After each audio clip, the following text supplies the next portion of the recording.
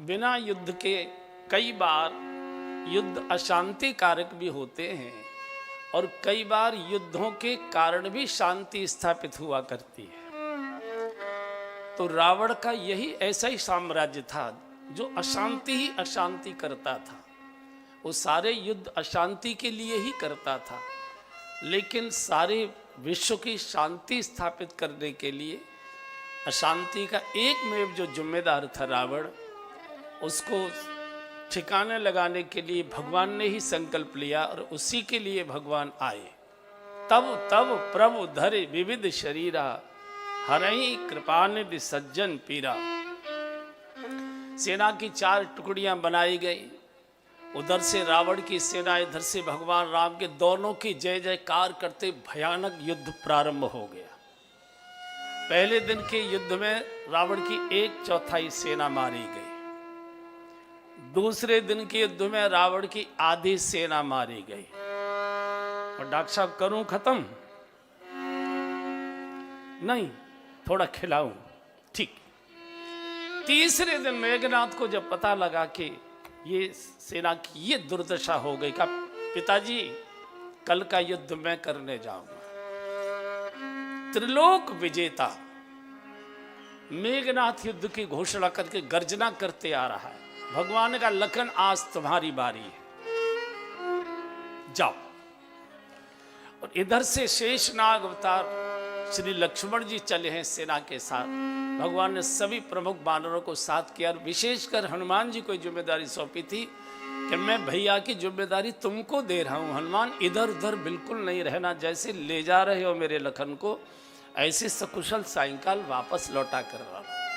भयानक युद्ध प्रारंभ हुआ। मारो मारो, भागो भागो, जिधर बानर दौड़ पड़ते भगदड़ मच जाती है। बानरों पर तो कोई शस्त्र था नहीं, उनके नखून थे, उनके दांत थे, या ईंट पत्थर मारते थे, या डंडियां तोड़कर पेड़ उखाड़ कर उनको मारते थे। उन पर बड़े बड़े दिव्यास्त्र थे। भयानक युद्ध, कोई वीर हार मारने को तैयार नहीं। लेकिन सूर्यास्त के साथ बुराइयों में ताकत बढ़ जाया करती है। सूर्योदय के साथ शुभ लोगों की शक्ति बढ़ती है और सूर्यास्त के साथ बुरे लोगों की शक्ति बढ़ा करती है। और मेघनाथ को जब लगा कि तो मार डालेगा मुझे, तो इसके पास एक दिव्य शक्ति थी और उसको प्रहार कर दिया लक्ष्मण जी पर। उनके वक्षस्थल में, सीने में वो दिव्य शक्ति लगी। मूर्छित होकर लक्ष्मण जी गिर गए। जय जयकार करता मेघनाथ अपने किले को चला गया। इधर भगवान पूछते हैं, सुग्रीव, सब पूरी सेना लौट लौट कर आ रही है, मेरा भैया क्यों नहीं आया, लखन क्यों नहीं? प्रभु आ रहे होंगे, आज युद्ध थोड़ा देर तक चला है, आ रहे होंगे। हनुमान जी का नियम था कि जब वापस लौटते थे तो पूरे रणांगण में चक्कर लगाकर कौन कौन अपना वीर योद्धा वीर गति को प्राप्त हुआ है उसकी पूरी जानकारी लेकर भगवान को आकर बताते थे।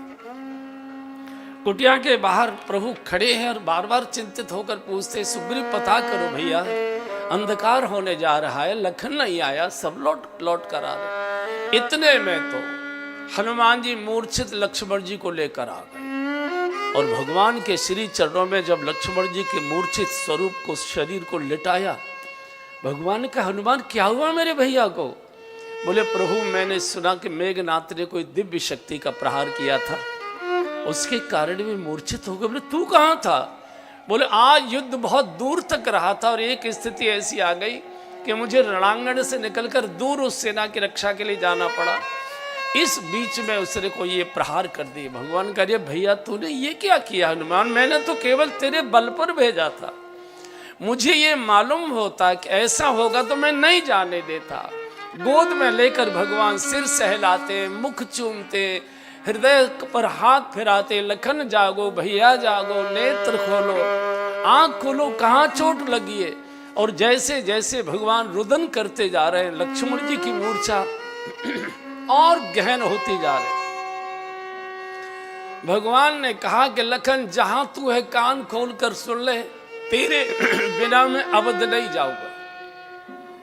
अगर तू जीवित नहीं हुआ तो मैं तुझे गोद में लेकर मैं अभी सागर में जल समाधि लेता हूं। पूरी सेना में हाहाकार मच गया, एक दूसरे को देखने लगे। तो जामवंत जी ने विभीषण को पूछा कि विभीषण, कोई लंका में वैद्य वगैरह है क्या? तो बोले वैद्य तो है, लेकिन वो राज्य वैद्य है, बिना रावण की आज्ञा के वो किसी नागरिक को नहीं देख सकता है, वो राज्य वैद्य है। हनुमान जी का मुझे उसका पता बताओ, मैं जाऊंगा। बोले वो आएगा नहीं। बोले उसकी चिंता तुम छोड़ दो, पता बताओ। और यहां से श्री हनुमान जी चले। भगवान ने कहा हनुमान अगर नहीं आ सकोगे तो आना नहीं, तुम मुझे पाओगे नहीं। बोले प्रभु चिंता मत करिए। यहां से हनुमान जी चले लंका में, सन्नाटा छाया हुआ है। नक्शा बनाकर दिया था, देखते देखते देखते देखते और पहुंच गए सुषेण वैद्य के फ्लैट के बाहर। नेम प्लेट लगी थी राज वैद्य सुषेण। अब यहाँ हनुमान जी ने विवेक से काम लिया। हनुमान जी बहुत विवेकी है, ज्ञान नाम अग्रगण्यम है। हनुमान जी ने सोचा कुंडी खटखटाऊंगा, घंटी बजाऊंगा, आवाज लगाऊंगा, गली के कुत्ते भौंकने लग जाएंगे, गली मोहल्ले में जो सैनिक लगे हैं रक्षा के, रात्रि के प्रहरी, वो आ जाएंगे, झगड़ा झंझट होगा, हल्ला गुल्ला होगा, तो ये तो बड़ी मुश्किल हो जाएगी। क्या करें, विचार कर रहे थे। तो सोचा कि फिर दूसरे वैद्य जी हैं, वो कहेंगे कि मैं तो राज वैद्य हूँ, आप रावण से लिखवा कर लाइए, मैं तब जा सकता हूँ, ये बड़ा झंझट हो जाएगा। तो हनुमान जी ने पूरा मकान उखाड़ा और आने भवन समेत तुरंत पूरा का पूरा मकान उखाड़ कर सेना में लाकर रख दिया। जामवंत जी ने पूछा कि वैद्य कहाँ है? बोले घंटी बजाओ, भीतर सोरा होगा। अरे घंटी कैसे बजेगी, तार तो कटे हुए हैं। बोले तार की चिंता मत करो, इन्वर्टर काम कर रहा होगा। देखो देखो देखो, रावण ने कह रखा था कि टेलीफोन घंटी बंद नहीं करके सोना, कभी भी इमरजेंसी कॉल हमारा आ सकता है युद्ध का समय। तो घंटी बजाई टर से। बूढ़े वैद्य जी अंडरवेयर बनियान पहरे बेचारे सो रहे थे। तो जैसे ही घंटी बजी तो वैद्य घबरा गए, बोले लगता रावण का कोई इमरजेंसी कॉल आ गया। और जैसे वैद्य जी ने आंख मीड़ते ये किवाड़ खोली तो बानर सेना भीतर की ओर भागे। हनुमान जी ने पकड़ लिया, वैद्य जी घबराओ मत, आ जाओ, थोड़ा लक्ष्मण जी की नाड़ी देखो, जैसे लाया हूं वैसे आपको मैं पहुंचा दूंगा। तो जामवंत जी ने कहा भाई इतना करने क्या जरूरत है? अरे बोले ये दुश्मन का वैद्य है, अगर ये अपनी सी पे आ जाता और यहाँ कह देता कि अरे इस रोग की दवाई तो नर्सिंग होम में रखी है, तो फिर कैसे होते? मैंने कहा बेटा नर्सिंग होम सहित चल, कोई बहाना मैं बनने नहीं दूंगा। नाड़ी देखी, वैद्य जी ने कहा कि बहुत गहन मूर्छा है, इसकी औषधि तो है, लेकिन वो धौलागिरी पर्वत पर है, संजीवनी नाम की औषधि है, और उसकी विशेषता है कि सूर्य की किरण पड़ते ही वो मृत हो जाती है।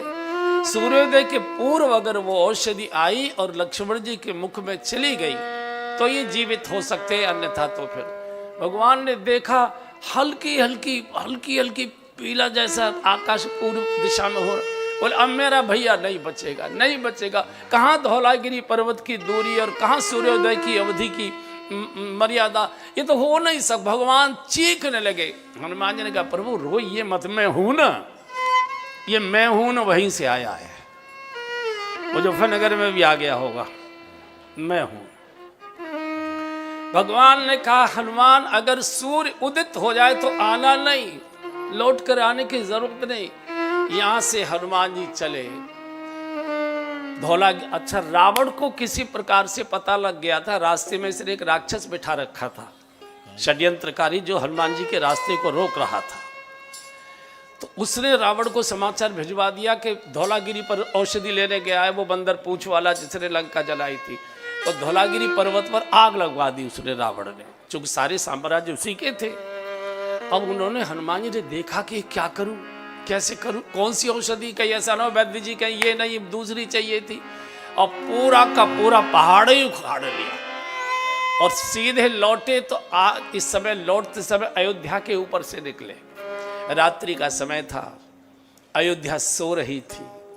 हनुमान जी ने सोचा देखो कैसे लोग हैं, प्रभु रो रहे हैं और अवध के नागरिक चैन से सो रहे, प्रभु वहां बेचैन हो रहे हैं। तो नंदी गांव में कुटिया के बाहर बैठे भरत जी जप कर रहे थे। भरत जी सोते नहीं थे, दिन रात भगवान के नाम का जप करते थे। तो भरत जी को लगा कोई राक्षस अयोध्या के ऊपर पहाड़ गिराने आ रहा है। यहां शंका हो गई। भरत जी जैसे साधु को हनुमान जी के प्रति राक्षसी भाव क्यों आया? क्योंकि हनुमान जी में भी थोड़ा सा अहंकार आ गया था। देखो मैं औषधि लेकर जा रहा हूं और अयोध्या वालों को कुछ मालूम ही नहीं है कि क्या होने जा रहा है। और जब मनुष्य में अहंकार बढ़ता है तो ऋषि भी राक्षस जैसा हो जाता है, ऋषि भी राक्षस जैसा दिखाई देता है। तो भरत जी ने बिना फन का बाण मारा और नीचे गिरा लिया। और जब परिचय हुआ, ओफो, हे प्रभु क्या मेरा जन्म आपको रुलाने के लिए हुआ? आहा नाथ में कत जग जायो, प्रभु के एक काज न आयो। मेरा जन्म केवल आपको रुलाने के लिए हुआ है।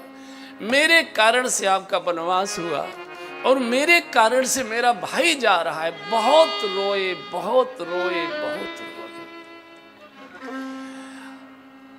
हनुमान जी पड़े हुए घायल अवस्था में।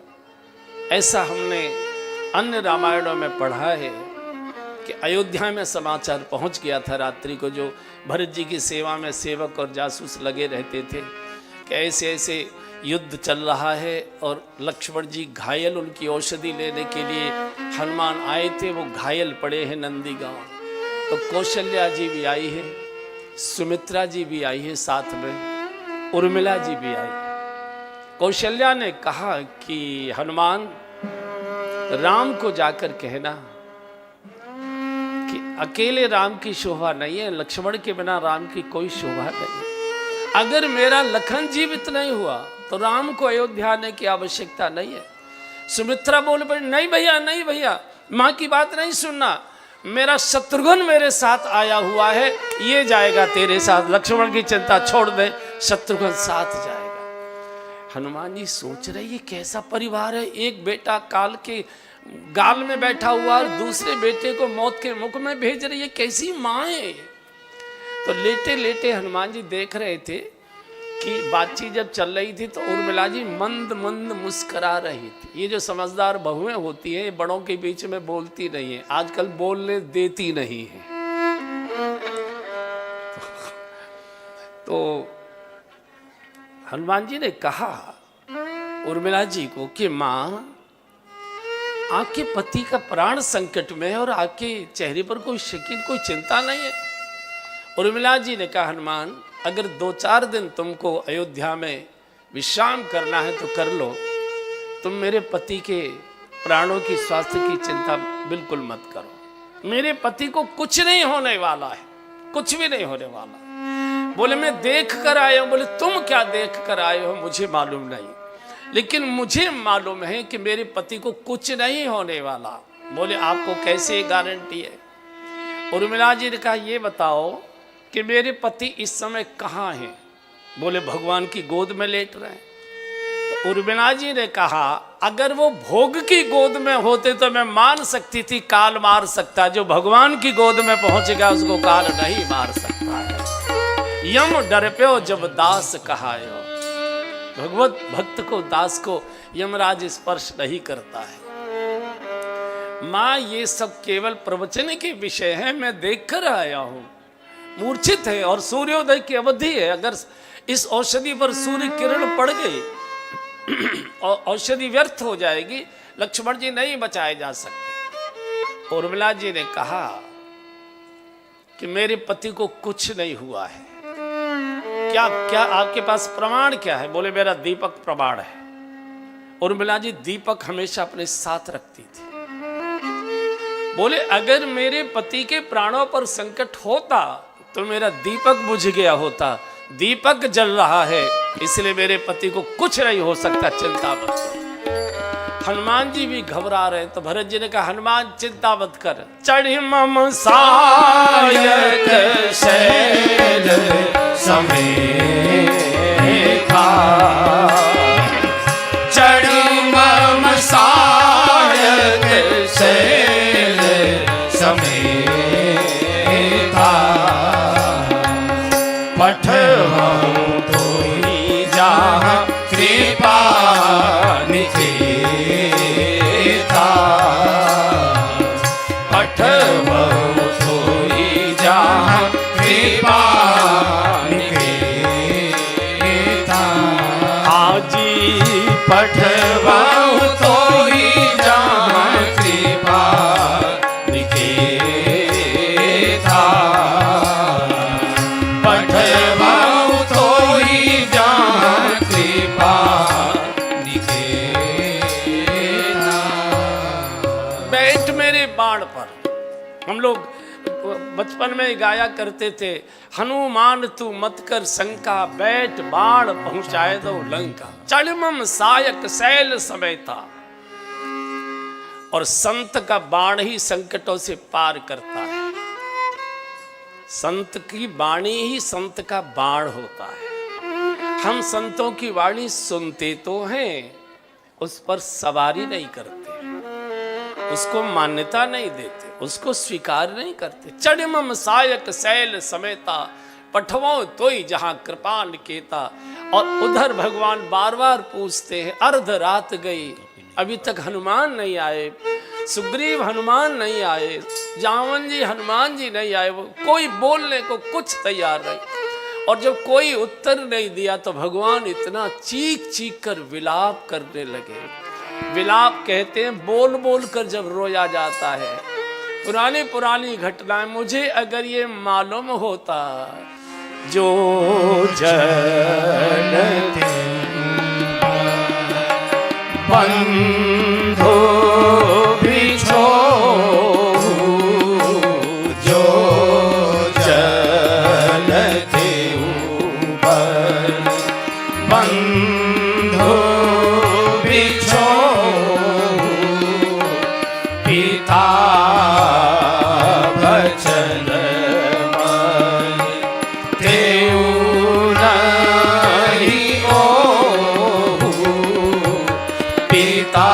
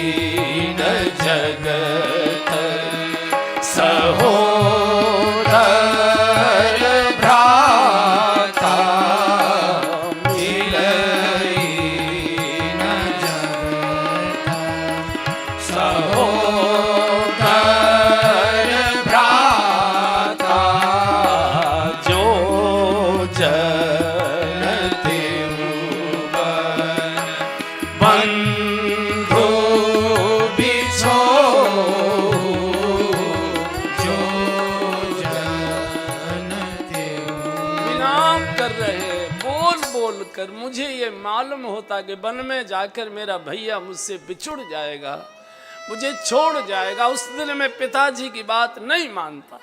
जो जनते बन बंधु बिछोहु, पिता वचन मनते नहीं हो, उस दिन मैं पिताजी की बात नहीं मानता।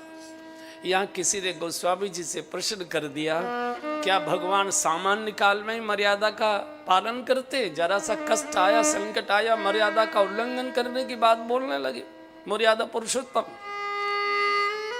गोस्वामी जी ने कहा कि भगवान उस घटना की बात नहीं करे, वनवास वाली के पिता की आज्ञा वनवास की थी, मैं उस दिन नहीं मानता। तो बहुत पुरानी, मैं फिर बोलता हूं, मृत्यु प्रसंग में आपने देखा होगा बहुत पुरानी पुरानी बातें याद आती हैं, विशेषकर माताओं को। तो पुरुष भी बहुत पुरानी पुरानी बातें याद कर करके रोया करते हैं, ऐसा हुआ था, ऐसा हुआ था। आज भगवान बिल्कुल बचपन की पुरानी बात याद कर रहे हैं। जो जनते बन बंधु बिछोहु, मुझे ये मालूम होता कि भैया मेरा वन में बिछुड़ जाएगा, मुझे छोड़कर चला जाएगा, उस दिन मैं पिताजी की बात नहीं मानता। कब की बात बोल रहे? उस समय घरों में स्नानागार नहीं होते थे, नदियों में ही स्नान आदि होते थे, नदियों में ही जल पिया जाता था, नदियों से ही जल आता था। पिताजी के साथ सरयू स्नान करने चारों भाई जाते थे। रावण को पता लग चुका था कि ब्रह्म का अवतार अयोध्या में हो चुका है और उसी के हाथ से मेरी मौत होनी है। तो ब्रह्म को बचपन में ही मारने के लिए उसने जासूसों से पता लगा लिया था कि प्रातःकाल पिताजी के साथ चारों छोटे छोटे भाई स्नान करने आते हैं। यही रावण मगर का वेश बनाकर और तैरते तैरते सागरों के मार्ग से चलते चलते ये सरयू में वहां आकर छुप के रहने लगा, जिस घाट पर पिताजी के साथ चारों भाई स्नान करते थे। तो एक दिन भगवान गोता लगा लगा कर स्नान, बच्चे थोड़ा कूद फांद करते ही पानी में, बहुत आनंद से स्नान कर रहे थे। तो इस मगर वेशधारी रावण ने भगवान का चरण पकड़ लिया और भीतर की ओर खींचने लगा। तो भगवान ने देखा कि मेरा पैर किसने पकड़ा है, और देखा तो एक कोई जानवर, और ऐसे उसको उठा लिया और भगवान उसका जबड़ा पकड़कर चीरना ही चाहते थे। तो दशरथ नहीं बेटा नहीं बेटे, तो मूढ़ प्राणी है, इसका तो ये स्वभाव है, छोड़ दो इसका तो स्वभाव, जाने दो। आज उस दिन की बात याद कर रहे हैं। जो जनते बन बंधु बिछोहु, पिता वचन मनते नहीं हो। अगर मुझे मालूम होता कि एक दिन मुझे ये दर्द देखना पड़ेगा, उस दिन मैं पिताजी की बात नहीं मानता, उसी दिन उसको खत्म कर दो। सब कुछ मिल सकता है, सुत बीत नारी भवन परिवारा, सुत बीत नारी भवन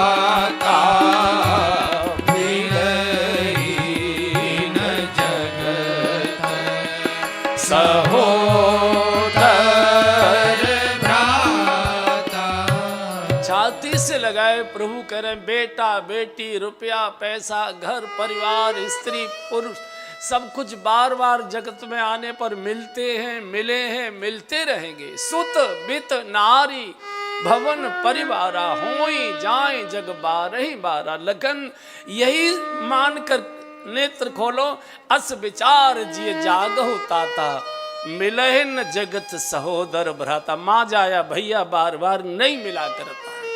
अस विचार जिय जाग होता था, मिले न जगत सहोदर भ्राता। यहां भी किसी ने गोस्वामी जी से प्रश्न कर दिया, लक्ष्मण जी तो सहोदर नहीं थे। सहोदर कहते एक ही माँ के गर्भ से जन्मे, तो माँ तो दोनों की अलग अलग थी। भगवान कौशल्या जी के गर्भ से आए थे, लक्ष्मण जी उर्मिला जी के गर्भ से, ये सुमित्रा जी के गर्भ से आए थे। गर्भ तो एक नहीं था। भगवान कैसे बोल रहे हैं? बिल्कुल प्रारंभ की बात बोल रहे हैं। आपने वेदों में सुना होगा, वेद में इसका मंत्र है, जो यज्ञ करते हैं प्रतिदिन उनको वो मंत्र याद होगा। जब पूरी सृष्टि प्रलय काल में जलमग्न हो जाती है, तो भगवान की इच्छा से उसमें एक सोने का अंडा प्रकट होता है। वो अपनी इच्छा से टूटता है और उसमें से शेष नारायण और आदि नारायण प्रकट होते हैं। आदि नारायण शेष पर शयन करते हैं।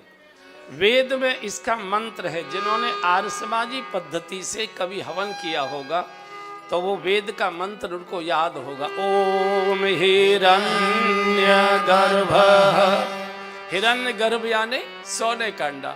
ओम हिरण्य गर्भ समवर्तताग्रे भूतस्य जातः पतिरेक आसी सदा धार पृथ्वी द्यामुते कस्मै देवा यह विषा विधेम। हिरण्य गर्भ सुवर्ण का अंडा, मेरा तेरा तो उद्गम एक ही अंडे से हुआ है। आदि नारायण और शेष नारायण उसी सुवर्ण के अंडे से प्रकट होते हैं। शेष पर आदि नारायण शयन करते हैं। भैया सब कुछ मिल सकता है, पर मिले न जगत सहोदर भ्राता, अस विचार जिय जागो ताता। इसके बाद भी लक्ष्मण के चेहरे मुखमंडल पर कोई चेतना नहीं दिखाई दी। एकदम भगवान ने लक्ष्मण जी को उठा लिया, मैं सागर की ओर, और चीख निकल गई। इतने में तो आए गयो हनुमान, जो करुणा में वीर रस।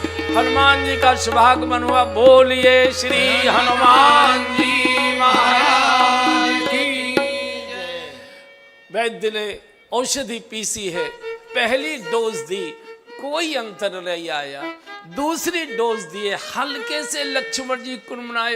प्रभु एकदम सचेत हो गए, एकदम नेत्र भरकर लक्ष्मण जी के मुखमंडल को निहारने लगे।